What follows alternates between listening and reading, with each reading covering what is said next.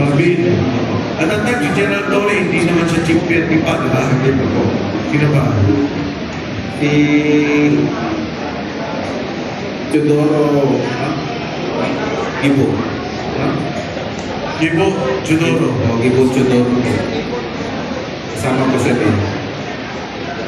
Saka si Trillanes ko. Trillanes. Lima lang?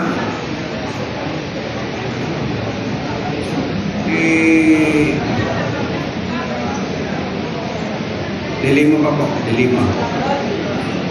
Di lima? Leila Dilima. Magtusin ko siya. Sino ba? Pinag-uusapan natin nung gabing Yes po. Yes sir. inamagan siya inaresto, di ba? So nung gabi, Nag-meeting ko sila doon sa townhouse. nag-meeting sa townhouse, Trillanes, Gibo, Laila, Speaker Romualdez, Saldico, Marbel. Marvin, sino ba? Hindi, wala kasi General Torre dyan tayo. Yun lang po yung nakita ko sir. General Anyo, wala. First ko nakita. Kasama din po.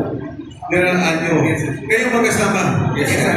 Noong gabi yun. Kami yung sir, yung naka-back up kay Captain. Okay. Ka-duty. Meron bang pagkakataon na kay Jojo Patis nakaharap ninyo? Dahil lumalabas yun sa kwento eh. Sa Tamarin, nag-delivery. Meron ba nakasama dito? Wala. Yung nag-deliver kay Jojo Patis sa Tamarin. Ikaw? Yes, sir, ako doon. Kaya pinamarin sa dalawang prices, December 2 at saka December 5, 2022. Yung si Jojo Patis nag-deliver kayo? Sir, ang pagkalam ko, sir, pag pumapasok ako dun sa may gate ng Nara, tinatanong sa akin yung guard kung saan. Ang sabi ng KA, 30 Tamarin. At ang binabagay ng gwardiya, Nelson Go. Uli na lang po namin nalaman na Jojo Cadiz pala. So nakapag-deliver kayo yung lipagan sa kotse kay Jojo Patis? Pag-ulit, sir? Meron kasi kinikwento nung hearing na di ba yung binibig ng pera sa Tamarin, 30 pala yung 30. Yes, sir, 30 Tamarin, South Forest, Makati. May delivery ba kayong ginawa na kay Yusek Jojo Patis? Kasama ka ba doon? Sir, yun nga po, sir, ang participation ko talaga. December 2 ang una. Tama, yun ang nasa Senate, di ba, December 2, yung sinasabi ni Sandy ko, sa video niya, Yun lang po, sir, pero ang pagka pumapasok kasi ako, sir, ang sabi niya, yung guardia is Nelson Go. Pero huli na lang para, sir, nalaman ko na Jojo Cadiz. naglagay kayo ang balita sa kotse niya.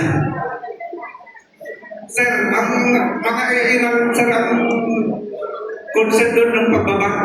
Okay, itutundong ko sa tanong ni Agent Morales.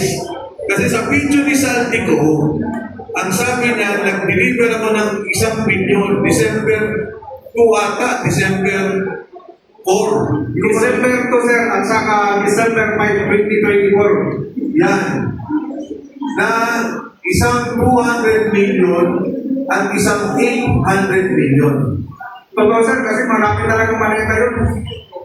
At yung daw pera yun ay para kay Pangulong Bongbong Marcos. Sabi ni Saltico. Hindi ko na alam, sir, kung kay Bongbong na talaga yun, kung basta ako, sir, nag-drive lang. Una, may tatanong ako sa inyo.